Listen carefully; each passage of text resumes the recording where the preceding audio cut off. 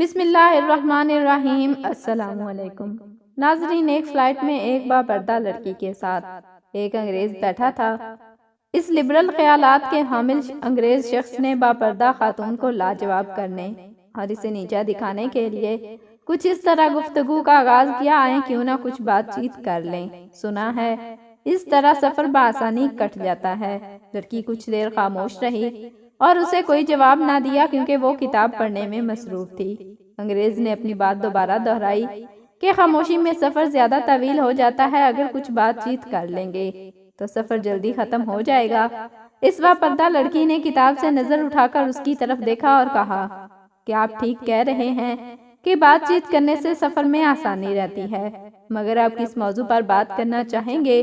اس شخص نے کہا کہ ہم بات کر سکتے ہیں کہ اسلام عورت کو پردے میں کیوں قید کرتا ہے، یا اسلام عورت کو مرد کے جتنا وراثت کا حقدار کیوں نہیں مانتا۔ لڑکی نے دلچسپی سے کہا کہ میں ضرور اس کا جواب دیتی ہوں، لیکن پہلے آپ میرے ایک سوال کا جواب دیجئے۔ اس شخص نے پوچھا، کون سا سوال؟ لڑکی نے اس انگریز کو مخاطب کر کے کہا کہ گائے، گھوڑا اور بکری ایک سا چارہ یعنی گھاس کھاتے ہیں، لیکن گائے گوبر کرتی ہے، گھوڑا لید کرتا ہے اور بکری مینگنی کرتی ہے، اس وجہ سے کیا ہے؟ وہ شخص اس سوال سے چکرا گیا اور گھسیا کر بولا کہ مجھے اس کا پتہ نہیں۔ اس پر لڑکی بولی کہ کیا آپ سمجھتے ہیں کہ آپ خدا کے بنائے قوانین، پردہ، وراثت اور حلال و حرام پر بات کے اہل ہیں، جبکہ آپ کو جانوروں کی غلاظت کی بھی خبر نہیں؟ وہ انگریز یہ سن کر شرمندہ ہوا اور خاموش ہو کر بیٹھ گیا۔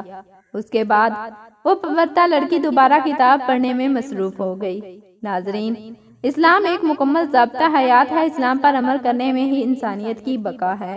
اسلام پر عمل کرنے والے لوگ ہی دنیا اور آخرت دونوں میں کامیاب ہوتے ہیں۔ اللہ پاک نے انسانوں کے لیے جو بھی قوانین بنائے، ان میں کیا حکمت ہے، وہی بہتر جانتا ہے۔